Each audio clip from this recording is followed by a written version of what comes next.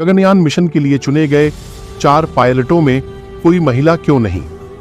Gaganyaan mission Bharat द्वारा शुरू किया गया अब तक का सबसे महंगा वैज्ञानिक मिशन है और इस पर लगभग 10,000 करोड़ रुपए की लागत आने वाली है। भारत के मानव अंतरिक्ष उड़ान मिशन गगनयान के लिए वायुसेना के 4 पायलटों के चयन और उन्हें बधाई देने के बाद प्रधानमंत्री नरेंद्र मोदी ने देश के अंतरिक्ष अभियानों में महिला वैज्ञानिकों के अपार योगदान की तारीफ की। उन्होंने बताया कि कैसे न तो चंद्रयान और न ही गगनयान उनके बिना संभव होता। हालांकि जैसे ही ग्रुप कैप्टन प्रशांत बालाकृष्णन नायर, अजीत कृष्णन, अंगद प्रताप और विंग कमांडर शुभांशु शुक्ला के नामों की घोषणा की गई, कई लोगों को आश्चर्य हुआ कि अंतरिक्ष उड़ान के लिए किसी महिला पायलट को क्यों नहीं चुना गया।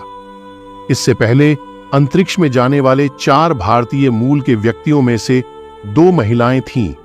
दिवंगत कल्पना चावला और सुनीता विलियम्स राष्ट्रीय प्रतीक हैं और उन्होंने पीढ़ियों को प्रेरित किया है।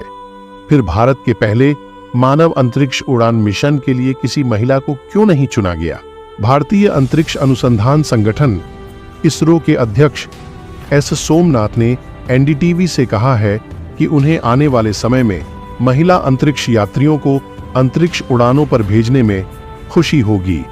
सोमनाथ ने एनडीटीवी से कहा, बहुत जल्द भारत को मिशन विशेषज्ञों की आवश्यकता होगी और महिलाओं को अंतरिक्ष यात्रियों के रूप में उस भूमिका में अच्छी तरह से समायोजित किया जा सकता है। लेकिन चालक दल वाले गगनयान के पहले कुछ मिशन स्पष्ट रूप से उस चालक दल को ले जाएंगे जिन्हें चुना और प्रशिक्षित किया गया है।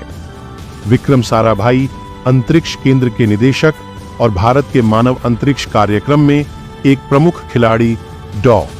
उन्नीकृष्णन नायर कहते हैं, भविष्य में महिलाओं को इसमें शामिल किया जा सकता है क्योंकि इसरो लिंग में कोई भेद नहीं करता है, केवल प्रतिभा ही मायने रखती है।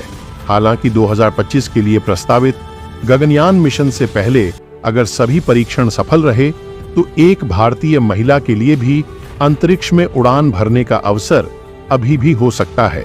इसके अलावा इस साल के अंत में अंतरराष्ट्रीय अंतरिक्ष स्टेशन के लिए नासा इसरो का आगामी मानव अंतरिक्ष मिशन है और भारतीय वायुसेना की कुशल महिला लड़ाकू पायलटों में से एक को स्थान दिया जा सकता है।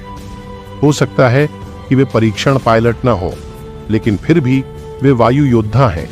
लेकिन इसरो चयनित 4 पुरुष अंतरिक्ष यात्रियों में से एक को भेजने के लिए अधिक इच्छुक है क्योंकि उन्हें प्रशिक्षित किया गया है।